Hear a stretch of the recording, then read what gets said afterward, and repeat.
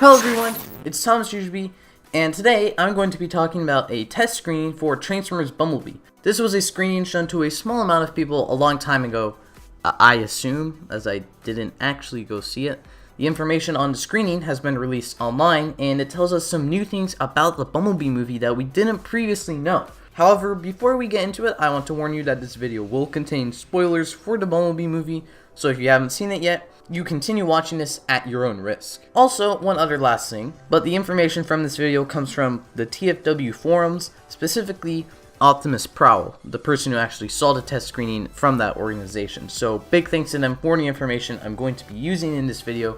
And now, let's get into it. The changes start right from the beginning of the movie. The Cybertron fight scenes are completely non-existent in the original screening. Instead, the movie starts right with Bumblebee already on Earth, skipping him actually arriving there.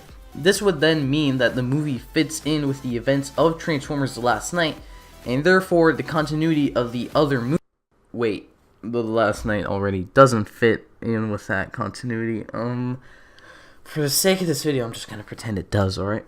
So, this right away highlights a major difference in the Bumblebee movie. As I say in the title, the movie was apparently originally cut to be a prequel, and the other changes in the movie highlight this as well. For example, Sector 7 is very different in the test screening of the movie. Once again, there are more references to the first movie, so the movie seems to fit better with the previous 5 movies' continuity. There are more hints that the organization already knows about Transformers because of a Cybertronian that may or may not have crashed into ice and is currently residing in Sector 7. And a big example of this is shown with Agent Burns' character, played by everyone's favorite wrestler, John Cena! Damn it! I thought I told you to stop using those memes. Agent Burns was much more serious in the original version of the movie, apparently because his resentment of the Transformers comes from a loved one being killed by a Transformer. That's a really interesting backstory, and it's probably the one thing that I'm disappointed that was removed. So for the final version, they added more comedic dialogue and moments for Cena's character, which could be why the character seemed a bit strange to people during the movie. Because one moment he was comic relief, and the next he was a straight-laced soldier because of the combination of scenes from the 2 different cuts of the movie. There was another scene that was removed from the movie that was in the middle of it. You might remember that when Bumblebee was left alone at Charlie's house, he accidentally plugged himself into the electrical socket, which then sent out an energon burst that alerted Shatter and Dropkick to his location in Brighton Falls. In the final version of the film, all that happens is nothing really other than this alert to the Decepticons. However, originally this turned all the appliances in the house into living Cybertronians, which then resulted in a scene where Bee and the humans would have to kill all the little bots by cutting their cords. Which explains the weird moment when the mother asks Charlie why all the cords in the house are cut.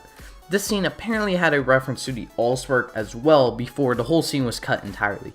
I'm actually glad they removed this scene because it would be almost identical to the scene at the beginning of Revenge of the Fallen.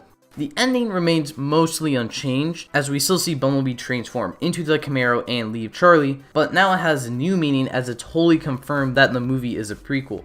The G1 Optimus Prime we see him drive off with is most likely not really Optimus Prime, and is just a coincidence and a little Easter egg for Transformers fans watching the movie. That's because the end credit scenes are entirely removed, so we never see a strange new design for Camaro Bumblebee, or confirmation that the truck was really Optimus Prime. We also don't get to see Charlie finish her car she was working on with her dad, so we don't really get that sense of closure with her character. But before we finish, there is one more scene that I want to talk about that could completely change the way that the Bumblebee movie is seen. At the end, there was a scene of our main Sector 7 cast saying that they cannot reveal NBE1 to the Autobots, and the camera turns to reveal Megatron frozen in ice, just like we saw him in the original Transformers movie. However, this is not movie Megatron. This is a G1 Megatron design, said to be done in the same aesthetic as the other G1 Autobots from the later Cybertron scenes. So you're probably thinking, great, Megatron wasn't in his G1 style in the first movie, and there's no way he could change while frozen, so this confirms the movie is a prequel. well, there's a possibility this is not true. Before I get into why, I need to get into a phenomenon that has been occurring in Transformers since Beast Wars. It could have an official name, but since I do not know if there is one for it, I'm just going to be calling this the animation frame of view.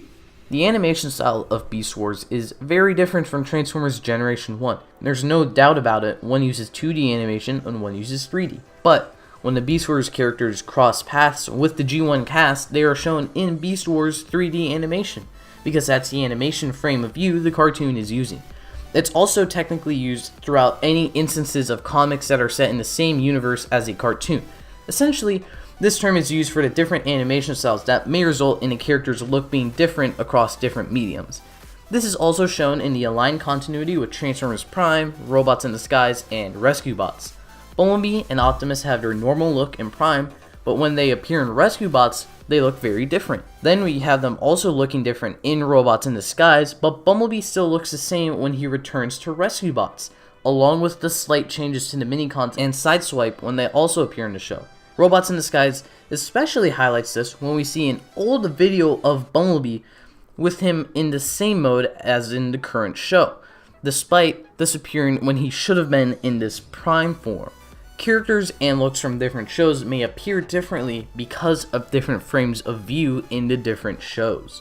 Previously, this wasn't shown to be an occurrence in the movie universe outside of the differences between movies and comics, but even then they used the same designs.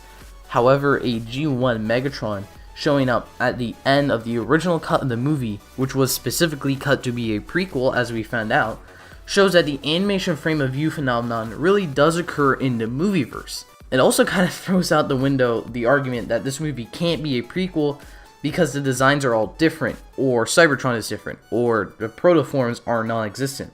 The way Bumblebee is showing the movie could really just be the way they're trying to show it to us, but really, everything is in the typical Bayverse designs. The story is just presented to us in a different style, which I'm personally okay with, but it means that this really could have been a prequel.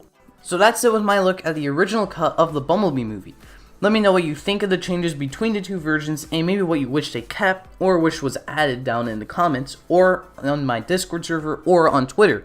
I certainly believe that there is a lot that we can take away from this unfinished cut that can reveal the continuity placement of the movie, and I'm going to talk about this more in the next Transformers video. If you want to stay tuned for that, be sure to hit that subscribe button and enable notifications, and I hope to see you next time. Thank you for watching.